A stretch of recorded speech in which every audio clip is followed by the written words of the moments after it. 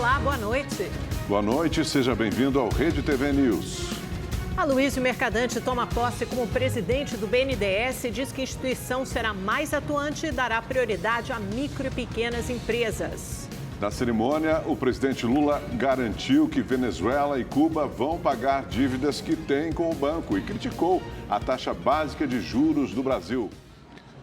Aqui no Brasil, um jovem morreu e 5 pessoas ficaram feridas por causa de um deslizamento de barreira em Olinda, na Grande Recife. Em algumas regiões, choveu o esperado para todo o mês de fevereiro. Israel Campelo dos Santos, de 19 anos, é a primeira vítima fatal das fortes chuvas deste ano no Grande Recife.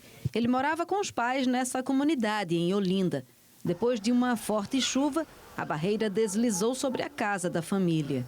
A tragédia ocorreu por volta das 7 horas da manhã.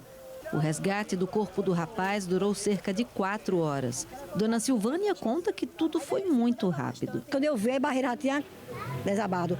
Eu já vi a mãe do menino já doidinha para tirar ele da parte de baixo, já estava até aterrado, né? E o outro já estava dentro dos barros. Aí eu digo, corre, Fernando, com meu marido, para acudir lá em cima que deve ter morrido alguém. Outras 5 pessoas ficaram feridas, entre elas 2 crianças. O estado de saúde delas é estável. No ano passado, moradores de áreas de risco em Olinda foram orientados a deixar suas casas. É uma resistência muito grande das pessoas que moram no morro, permanecer no morro, voltar para o morro.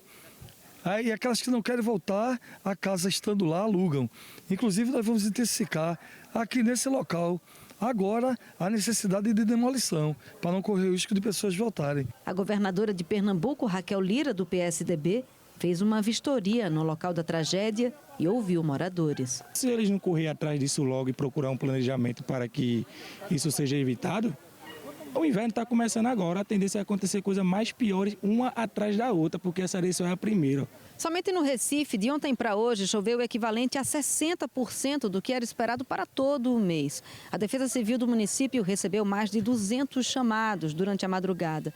E a previsão é de mais chuvas para os próximos 3 meses, o que preocupa moradores que vivem em áreas de risco. As chuvas desta madrugada também provocaram inundações em vários pontos do Recife. Este importante corredor viário na zona oeste da capital ficou completamente alagado.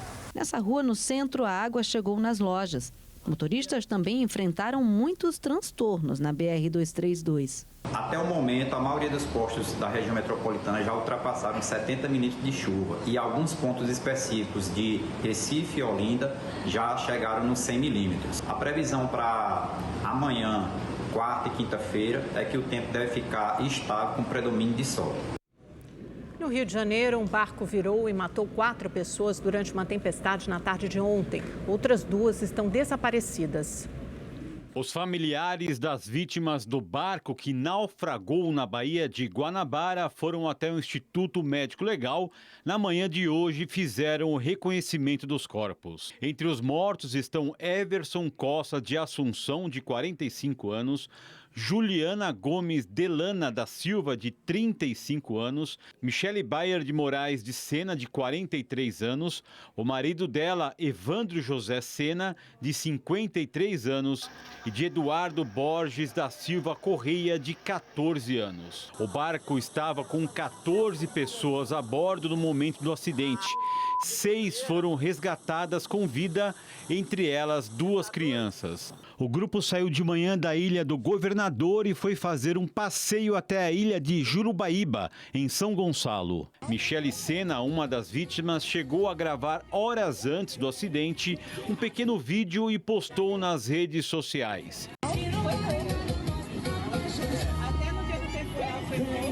O pescador de um outro barco registrou a chegada da tempestade que fez a embarcação virar. Você tá doido? Nessa imagem é possível ver o mar já bem agitado. Que doideira, mano! 50 bombeiros estão trabalhando na região em busca dos desaparecidos. A ministra dos Povos Indígenas, Sônia Guajajara, divulgou um vídeo em que destaca a falta de estrutura para socorrer os índios Yanomami. Ontem, uma criança de apenas 1 ano e 5 meses morreu de desnutrição. O repórter Igor Damasceno, de Brasília, tem mais informações para a gente. Boa noite, Igor. O que a ministra Sônia Guajajara disse sobre essa crise? Augusto, a ministra anunciou a criação de mais um hospital de campanha, dessa vez em território Yanomami, ali em Surucucu. Também pediu mais reforço, recursos e médicos da Força Nacional do SUS. Boa noite a você, também a Amanda e a todos que nos acompanham. Segundo a ministra, houve um avanço no atendimento aos indígenas, mas a crise humanitária que se instalou ali no território ainda é grave e, segundo ela, precisa de mais atenção. O pedido de Sônia Guajajara vem depois que uma criança Yanomami morreu. Segundo os médicos, ela estava em estado grave e não resistiu à desnutrição e desidratação. A equipe ainda tentou transferir essa criança indígena para o Hospital de Campanha de Boa Vista, mas o mau tempo impediu a viagem. Vamos acompanhar o que disse a ministra sobre a falta de estrutura. A equipe da Força Nacional do Sul está aqui fazendo esse atendimento, mas ainda é insuficiente.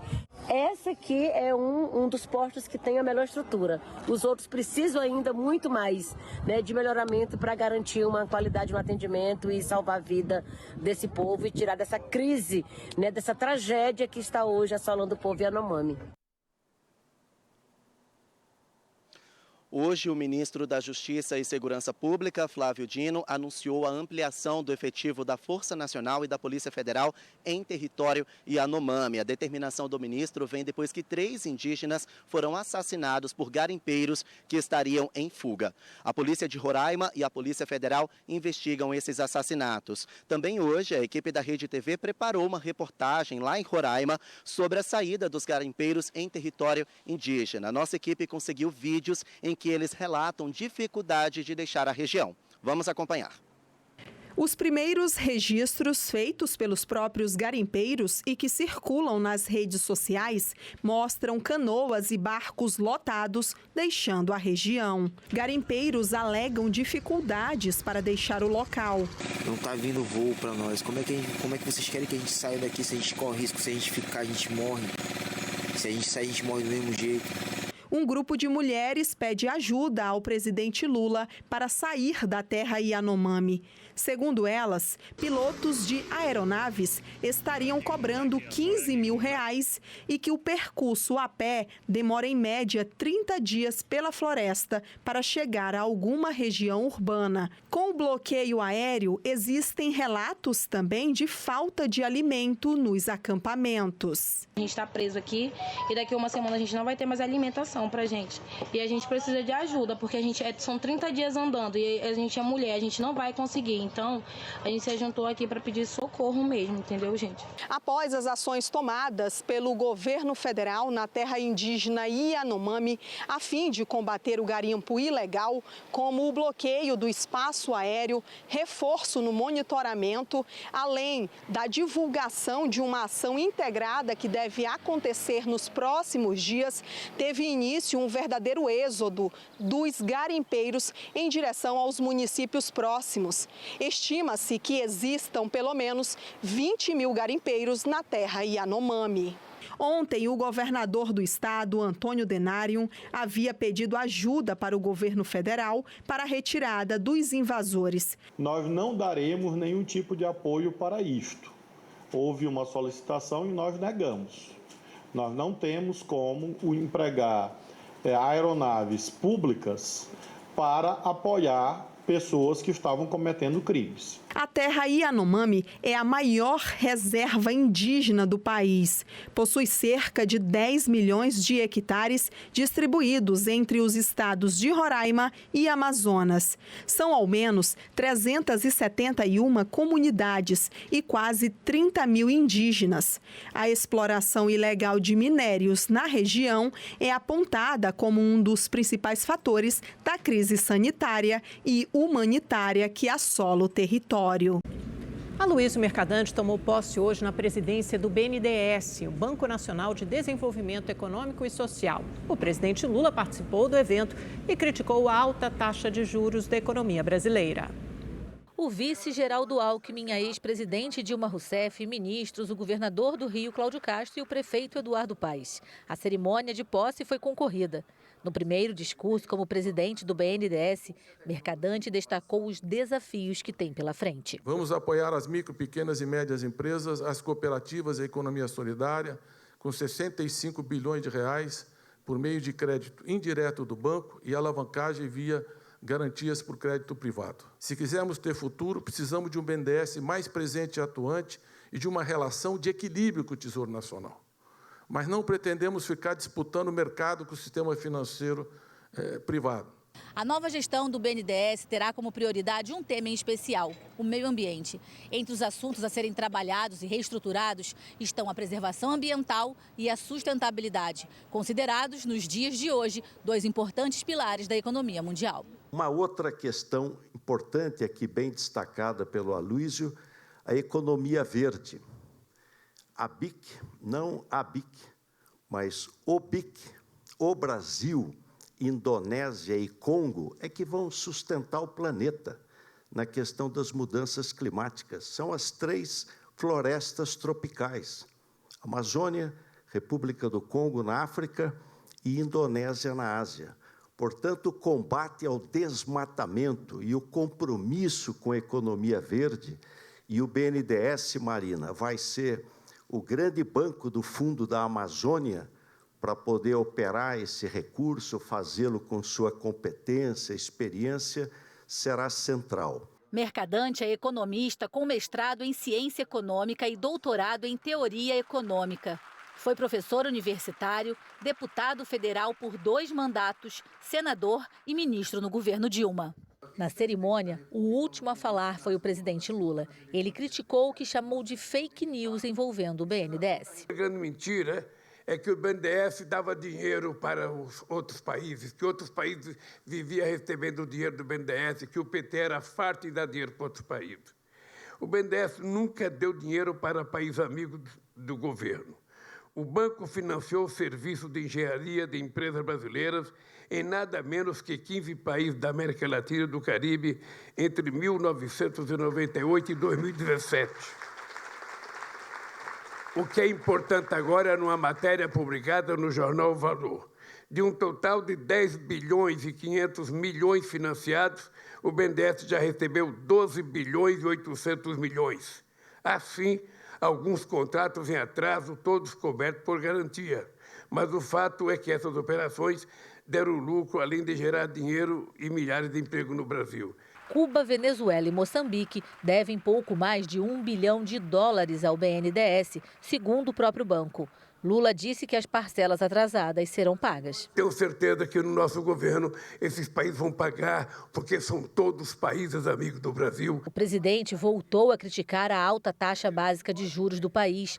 Atualmente, a Selic, que serve como referência para empréstimos a empresas e consumidores, está em 13,75% ao ano. Na semana passada, Lula sugeriu em entrevista ao É Notícia da Rede TV que o Congresso discuta se vale a pena manter a autonomia do Banco Central após o término do mandato de Roberto Campos Neto. O BNDES pode contribuir para fazer com que a taxa de juros nesse país caia do jeito que está.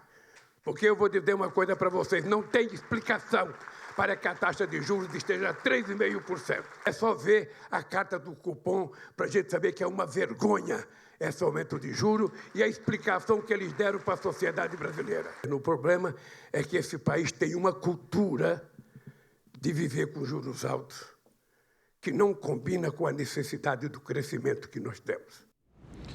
E após a posse de Mercadante, o presidente Lula participou da inauguração de unidades do complexo Supercentro Carioca de Saúde. Quem acompanhou essa parte da agenda do presidente foi o repórter Tony Vendramini, que traz ao vivo para a gente, direto do Rio de Janeiro, os detalhes.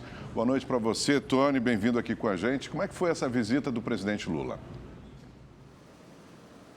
Boa noite, Augusto. Boa noite, Amanda. Boa noite a todos que nos acompanham. Ao lado da primeira-dama Janja, do prefeito Eduardo Paz, do governador Cláudio Castro e da ministra da Saúde, Nízia Trindade, o presidente participou da entrega das unidades de oftalmologia e de diagnóstico por imagem do Supercentro Carioca de Saúde. Segundo a prefeitura, esse novo centro que vai atender pelo SUS vai ajudar a zerar a fila de cirurgias e consultas do sistema de regulação.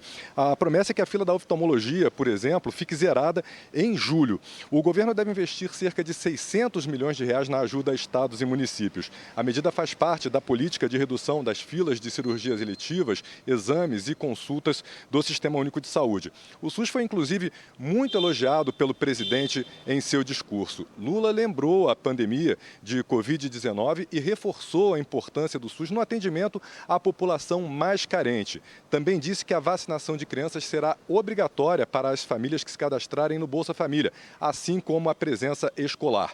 Vamos ouvir o que disse o presidente. É por isso, Nízia, que o Bolsa Família está voltando, e o Bolsa Família volta com uma coisa importante, porque o Bolsa Família volta com condicionantes. As crianças têm que ser vacinadas. Se não tiver atestado de vacina, a mãe também perde o benefício. É o básico, né? A criança tem que ser vacinada, a criança tem que ir à escola, é a ciência, a educação que devem predominar. Vamos a Brasília conversar com o nosso comentarista de política, Kennedy Alencar.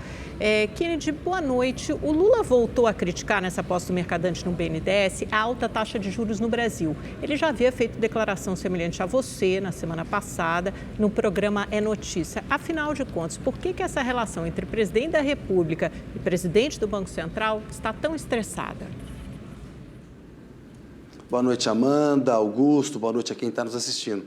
Amanda, a diferença para o primeiro e segundo mandato do Lula é que agora o Banco Central é independente na forma da lei. Antes, o Lula, quando o Henrique Meirelles foi presidente do Banco Central, o Meirelles tinha autonomia, mas nas reuniões internas o Lula fazia esse tipo de cobrança que ele fez na entrevista na semana passada e a crítica que ele fez hoje no BNDES, porque hoje o Campos Neto ele não responde funcionalmente ao Lula, o Meirelles respondia. Então é a forma que o Lula encontra de fazer uma pressão sobre o Banco Central. Muitos analistas entendem que isso prejudica as expectativas econômicas e acaba levando parte do mercado a trabalhar contra as propostas do governo, contra o próprio Lula. No entanto, é importante também debater se a política monetária está certa. O Banco Central não é uma entidade técnica infalível. É preciso ver se essa política que ele está aplicando, e os juros estão em 13,75% ao ano, é um pouquinho mais alto do que falou o presidente Lula. Então, é legítimo, sim, debater se as expectativas econômicas elas são influenciadas pelas palavras de um presidente da República, e elas são, mas é importante saber se a política monetária está no caminho correto, porque o Campos Neto não é um técnico, né? Ele estava em grupo bolsonarista, ele tem posições e na campanha deixou muito claras as posições dele de apoio ao Bolsonaro e de contraponto ao Lula e ao PT. Amanda e Augusto. Agora, Kennedy, falando um pouco sobre o BNDES no governo Lula, né? Nos últimos anos, a participação do BNDES em empréstimos ficou muito reduzida e a gente pergunta, tende a aumentar, Kennedy? E Lula claramente dá uma importância maior ao BNDES que o governo anterior, né, do que o governo passado. Tende a aumentar sim, Augusto. Lula, na viagem para a Argentina e para o Uruguai, que a gente acompanhou, eu fui pela Rede TV acompanhar essas viagens, disse claramente que o Brasil vai voltar a financiar projetos do exterior que sejam feitos por empresas brasileiras. É um tipo de exportação de bens e de serviços. A França faz, os Estados Unidos fazem, a China faz muito na África. O Brasil tem potencial de conquista de mercado na América Latina e na África. Acontece que o nosso setor de infraestrutura foi destruído pela Operação Lava Jato e as empresas brasileiras não têm tanta capacidade assim. Então, vai depender dos projetos dos países e o Lula também quer um financiamento, Augusto, para pequenas e médias empresas. Aquela política de financiar campeões nacionais, aquilo sai de cena, não é o caminho que o BNDES deve seguir. O Lula tem na cabeça dele que, nesse terceiro mandato, ele tem que financiar mais o pequeno e o médio empresário e selecionar bem projetos no exterior para serem financiados. É uma coisa importante, gera emprego aqui, mas há uma incompreensão na opinião pública, porque isso é fruto de um debate político. Boa noite, Augusto. Boa noite, Amanda. Obrigada, Kennedy. Boa noite. Virou uma batalha ideológica, né? A defesa do ex-secretário de Segurança Pública do Distrito Federal, Anderson Torres, pediu ao STF a revogação da prisão preventiva decretada contra ele pelo ministro Alexandre de Moraes. Torres está preso desde o dia 14 de janeiro. Ele é acusado de ter sido omisso e conivente com os atos de golpismo do dia 8 de janeiro. No pedido, encaminhado hoje ao Supremo Tribunal Federal, a defesa afirma que não há comprovação de omissão e que a manutenção da prisão configura constrangimento ilegal. Mais de 1 milhão de crianças e adolescentes começaram hoje o ano letivo na capital paulista. Segundo a Prefeitura, uma das mudanças para 2023 é um programa de reforço para ajudar quem está com dificuldade no aprendizado. Pais e alunos comemoraram o retorno das aulas. Tinha gente que não via a hora de voltar para a escola. Eu estava ansioso. Aí eu falava, mãe, que dia que chega as minhas aulas? A minha mãe falava, não, Brian, falta uns 15 dias. Aí eu falava, pelo amor de Deus, essas aulas vai voltar nunca? Hoje, mais de 1 milhão de crianças e adolescentes voltam às aulas nas escolas municipais da cidade de São Paulo. E quem também comemora esse retorno são os pais. É um tempo a mais para a gente poder administrar, enquanto eles estão na escola, estão estudando, eles estão aprendendo, né? E a gente, como mãe, dona de casa, a gente administra esse tempo, né? A Ana é mãe do Breno, de 5 anos, que começou hoje as aulas em uma nova escola. Animado com o retorno das aulas, ele já sabe o que quer fazer no colégio. Brincar, comer, estudar e pintar. O prefeito de São Paulo, Ricardo Nunes, visitou uma escola na zona leste da capital e planeja aulas de reforço para os alunos. Foi instituído pela Secretaria da Educação um programa de recuperação. Nós tivemos aí muitos anos, 2 anos das crianças fora do período escolar integral. É necessário que a gente faça a recuperação desse tempo perdido.